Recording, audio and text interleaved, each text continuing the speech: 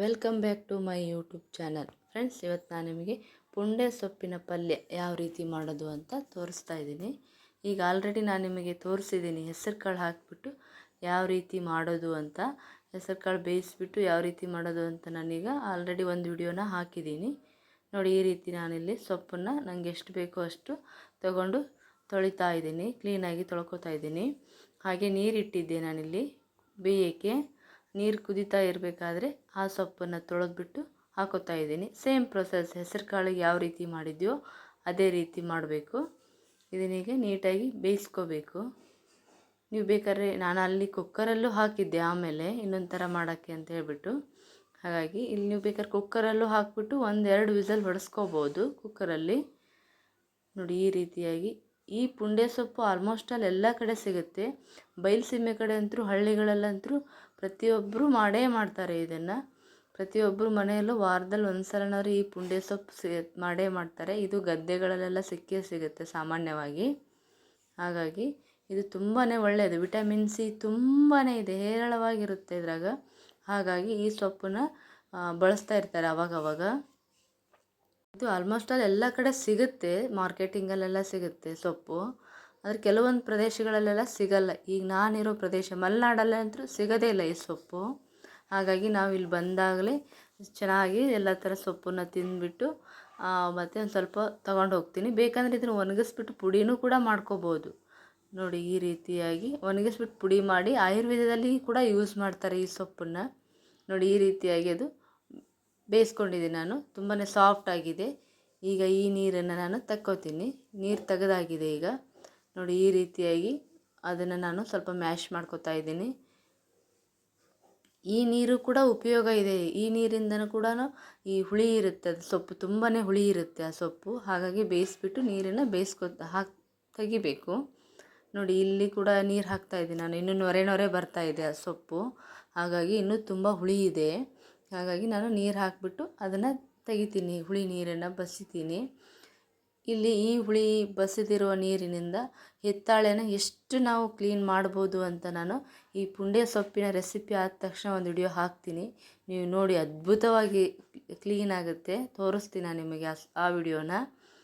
ಅದಕ್ಕೆ ಈ ಹುಳಿನ ನೀರನ್ನು ಎತ್ತಿಟ್ಕೋಬೇಕು ನೋಡಿ. ಈ ರೀತಿಯಾಗಿ ಅದು ನೊರೆ ಇದೆ. ನೀರು ತೆಗೆದುಬಿಡ್ತೀನಿ ನಾನೀಗ ಅದನ್ನು.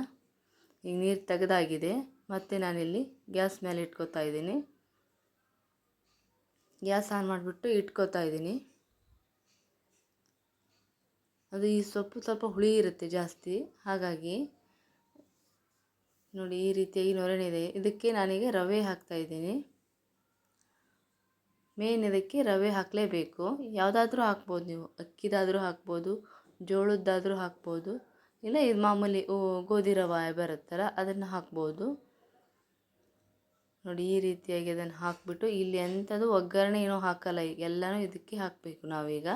ನೀರು ಬಸ್ದಾದ್ಮೇಲೆ ಒಂದು 10 ನಿಮಿಷ 15-20 ನಿಮಿಷ ಬೇಯೋಕ್ಕೆ ಟೈಮ್ ತೊಗೊಳುತ್ತೆ ಇದು. ಟೋಟಲ್ ಎಲ್ಲ ಆಗಬೇಕಾದ್ರೆ ಒಂದು 20 ನಿಮಿಷ. ನಾನಿಲ್ಲಿ ಬೆಳ್ಳುಳ್ಳಿ ತೊಗೊಂಡಿದ್ದೀನಿ, ಚಿಕ್ಕದಾಗಿ ಕಟ್ ಮಾಡಿ ಇಟ್ಕೊಂಡಿದ್ದೆ, ಅದನ್ನು ಕೂಡ ಹಾಕೋತಾ ಇದ್ದೀನಿ.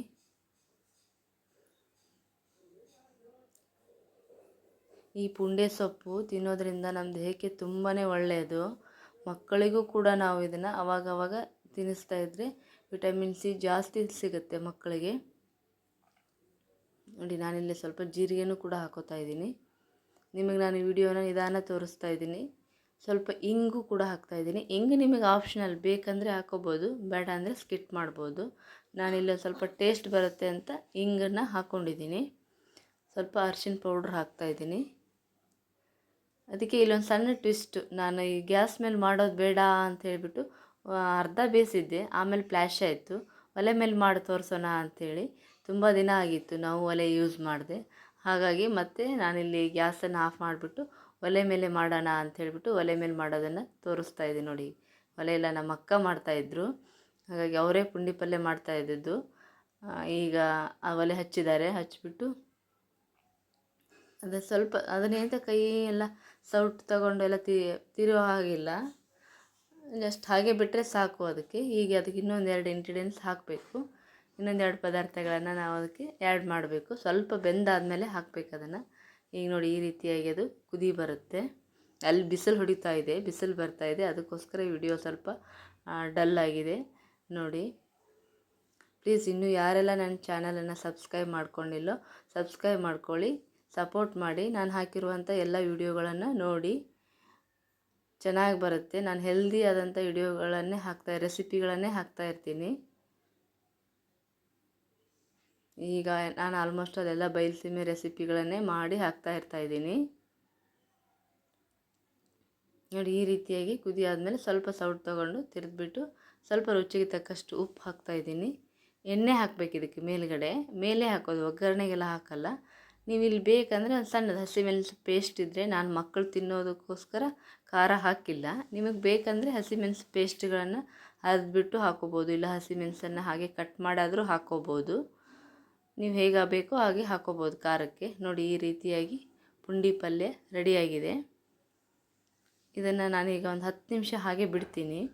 ಆದಮೇಲೆ ಈ ರೀತಿ ತಣ್ಣಗಾದ್ಮೇಲೆ ಚೆನ್ನಾಗಿ ಮಗುಚಬೇಕು ಅದನ್ನು. ಈ ರೀತಿ ನೀವು ಮ್ಯಾಶರಿಂದ ಕೂಡ ಮ್ಯಾಶ್ ಮಾಡ್ಬೋದು. ನಾನಿಲ್ಲಿ ಸೌಟಿಂದನೇ ಮ್ಯಾಶ್ ಮಾಡ್ತಾಯಿದ್ದೀನಿ. ಈ ರೀತಿ ಮ್ಯಾಶ್ ಮಾಡಿದರೆ ಪುಂಡಿ ಪಲ್ಯ ರೆಡಿಯಾಗಿದೆ. ನೀವು ಒಂದು ಸಲ ಎಲ್ಲಾದರೂ ಸೊಪ್ಪು ಸಿಕ್ಕರೆ ಟ್ರೈ ಮಾಡಿ, ಯಾವ ರೀತಿ ಬಂತು ಅಂತ ಕಮೆಂಟ್ ಸೆಕ್ಷನಲ್ಲಿ ತಿಳಿಸಿ. ಓಕೆ ಫ್ರೆಂಡ್ಸ್, ಹಾಗಾದರೆ ಥ್ಯಾಂಕ್ ಯು.